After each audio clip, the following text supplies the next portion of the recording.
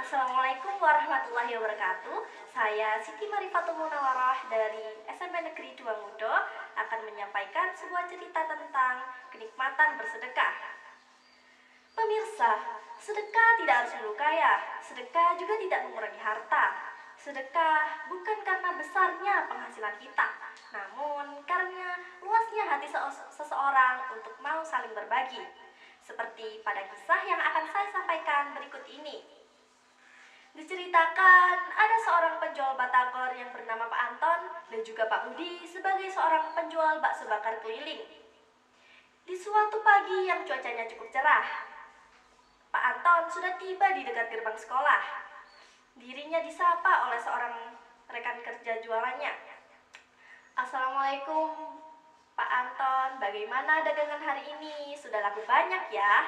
Ucap Pak Budi kepada Pak Anton. Waalaikumsalam. Ya beginilah Pak, cuaca akhir-akhir ini panas. Anak-anak lebih milih beli es daripada beli batagor, ucap Pak Anton kepada Pak Budi. Tidak mengapa Pak, rezeki sudah ada yang ngatur. Sekarang kita perbanyak sedekah aja Pak, biar rezeki yang datang ke kita semakin banyak juga, ucap Pak Budi kepada Pak Anton. Sedekah mah buat orang kaya Pak. Lihat orang-orang yang pakai mobil, berjas juga berdasi. Mereka pantas buat sedekah. Saya mah uang apa buat sedekah? Mungkin nanti kalau saya sudah kaya raya, ucap Pak Anton kepada Pak Budi dengan sedikit kesal. Padahal hari itu masih pagi, tapi Pak Anton sudah dibuat kesal oleh Pak Budi.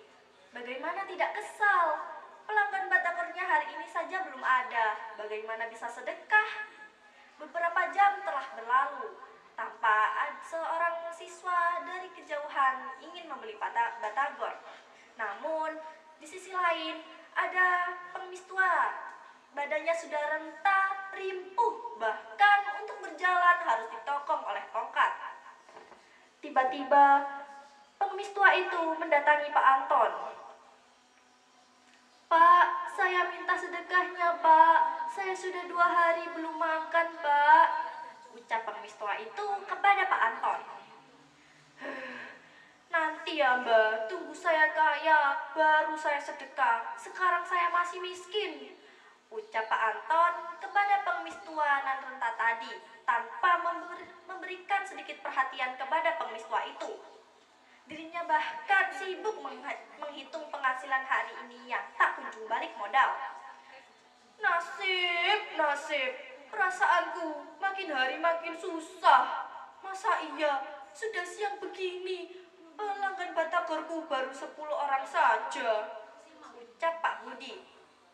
Lalu pengemis tua itu segera meninggalkan Pak Budi untuk kemudian meminta sedekah kepada Pak Budi. Pak, minta sedekahnya. Dengan tulus hati, Pak Budi memberikan beberapa lembar uang kepada pengemis tua itu, juga memberikan beberapa tusuk bakso bakar untuk bekal sarapan pengemis tua itu. Ini Mbah, mohon maaf, saya bisa memberikan segini saja, karena ini yang saya mampu, terang Pak Budi. Alhamdulillah, tidak apa-apa Pak. Saya sangat bersyukur sekali masih bisa dipertemukan orang baik seperti Bapak. Semoga Allah tambahkan rezeki Bapak. Amin. Perlahan, pengemis tua itu meninggalkan Pak Budi. Walau penghasilan hari ini yang tak kunjung balik modal, Pak Budi tetap tersenyum. Dirinya bahkan lega karena dengan kondisinya yang kekurangan seperti ini, dia masih bisa bersedekah. 4 hari telah berlalu. Pak Budi dan Pak Anton kembali bertemu di lapak jualan yang sama. Keduanya tampak semangat, terutama Pak Anton. Belum 10 menit Pak Anton memarkirkan gerobak, ada beberapa pelanggan yang mengunjungi membeli batagor milik Pak Anton. Sedangkan Pak Budi, dirinya belum ada satupun pelanggan yang meliriknya. Nah kan, apa aku bilang Pak, sedekah itu urusan nanti. Sekarang kita harus semangat bekerja dan mengumpulkan banyak uang. Lihat juga orang-orang kaya itu, Mereka hanya memberikan uang 2.000 saja, ucap Pak Anton kepada Pak Budi. Pak Budi hanya terdiam dan tersenyum tipis. Dirinya enggan mengingat sedekah itu, karena sebaik-baiknya sedekah adalah sedekah yang tulus. Laksana perumpamaan, memberi dengan tangan kanan, namun tangan kiri tidak melihatnya. Dirinya selalu yakin bahwa tiap-tiap rezeki hamba sudah dijamin. Bahkan hewan yang tidak bekerja pun bisa hidup. Itu semua karena kuasa Allah Sang Maha Pemberi rezeki. Walau hari semakin siang, Pak Budi belum ada penghasilan. Dirinya mulai cemas karena belum ada satupun pelanggan yang membeli bakso bakarnya. Dia tiada berhenti berdoa kepada Allah. Tiba-tiba saja terdengar suara teriakan yang cukup keras dari dekat gerbang sekolah. Pak, saya pesan bakso bakarnya ya Pak. Tolong bungkuskan 200 porsi. Buruan ya Pak, sebentar lagi ada acara rapat di sekolah. Tiba-tiba saja ada suara teriakan di dekat gerbang sekolah. Pak Budi kaget, tapi juga senang. Akhirnya penantiannya sekian lama pun sudah terjawab. Kurang dari 1 jam, pesanan bakso bakar pun siap.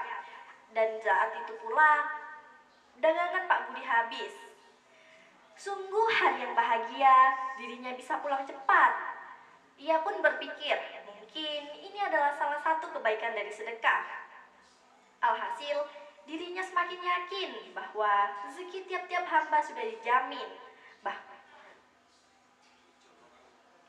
Dan di saat itu pula Pak Budi sangat bersyukur karena Pak Anton mulai tersadar alasan mengapa ia wajib bersedekah. Pemirsa, dari cerita yang saya sampaikan tadi, menurut saya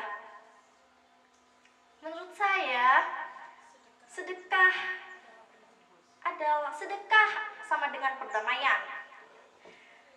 Menurut saya, setahu saya, kepemilikan harta dan aset itu tidak menyeluruh di seluruh dunia.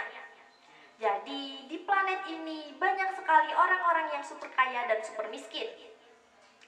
Jadi, kelihatan kan sekarang banyak sekali orang-orang yang memiliki aset sebesar miliaran dolar. Juga ada orang yang hanya memiliki harapan ketika menjelang tidur di malam hari.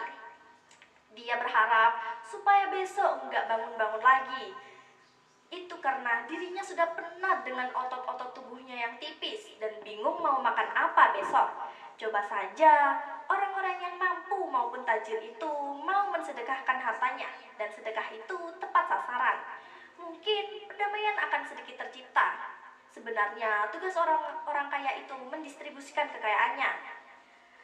Coba saja ada hari sedekah sedunia, pasti perdamaian bakal sedikit tercipta. Seenggaknya orang-orang yang sedekah dan yang kecipratan sedekah itu akan bahagia secara massal di hari itu. Jadi damaikan kalau begitu. Oh iya, jangan lupa hukum sedekah juga bisa menjadi haram. Hal itu terjadi karena orang yang bersedekah mengetahui secara pasti bahwa orang yang bakal menerima sedekah itu akan menggunakan hartanya untuk kemaksiatan. Sekian dari saya, terima kasih. Wassalamualaikum warahmatullahi wabarakatuh.